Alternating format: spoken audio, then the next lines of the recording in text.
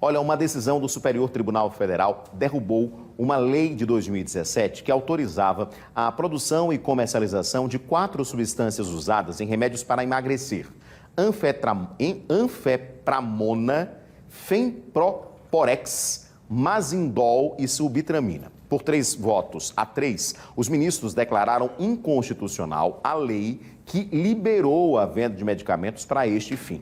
E disse que só a Anvisa é que pode autorizar qualquer tipo de medicamento para ser usado em emagrecimento.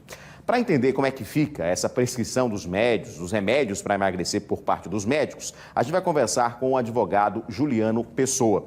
Ele é especialista em direito da saúde e nos explica a partir de agora, inclusive, o caso da sibutramina, porque tem muita gente na dúvida. A sibutramina que é um desses medicamentos que estavam nessa decisão, mas é importante lembrar que só a sibutramina, os remédios com sibutramina, é que tinham autorização da Anvisa. Então, nesse caso, como a Justiça disse que só a Anvisa pode autorizar, ela estaria autorizada? É isso, doutor? Boa noite.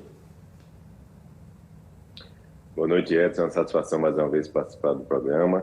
E, de fato, essa é uma decisão importante, eu diria, para restabelecer o status, né, que a Anvisa sempre teve no país, né, como agência reguladora e que autoriza ou não esse tipo de substância no país, que pode, sim, no caso concreto, causar riscos, danos à saúde da população.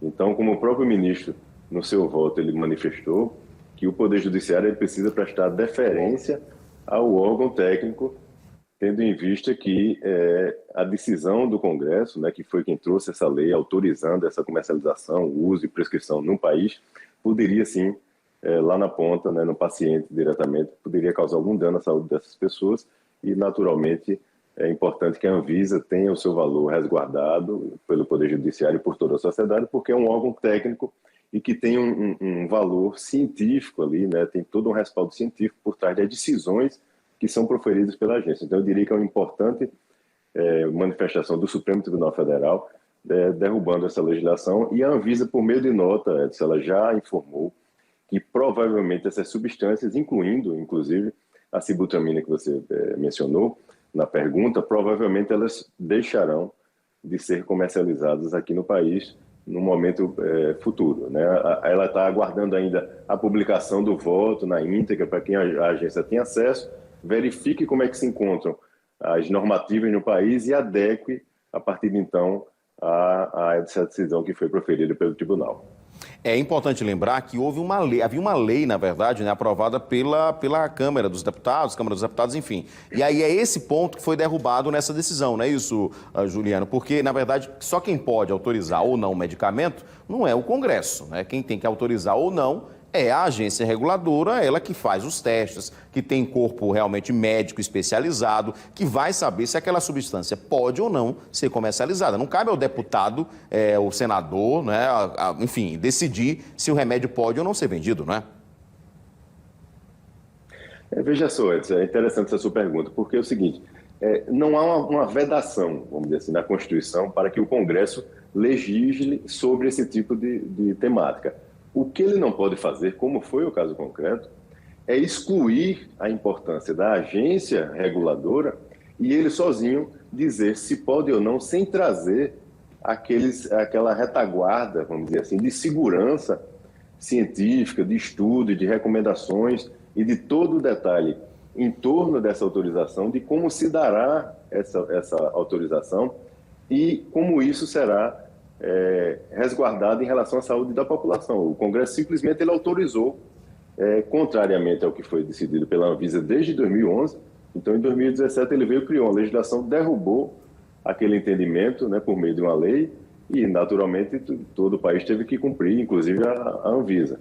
Então, eu diria que, apesar de poder haver esse tipo de legislação, ela tem que seguir todo o regramento, né, e toda a cautela necessária, porque a gente está tratando de substâncias nocivas à saúde, né? Então, são medicamentos que interferem diretamente no sistema nervoso central, podem ocasionar problemas cardiovasculares, segundo os próprios especialistas médicos vêm relatando. Então, ou seja, são substâncias sérias e que tem que ter todo o controle para que a população tenha acesso a essas substâncias. Foi isso que o STF, acertadamente, eu diria, resguardou novamente e fez com que a agência tenha o seu protagonismo preservado e ela sim possa como agência reguladora, no país dizer se a substância pode ou não ser comercializada e utilizada aqui no país.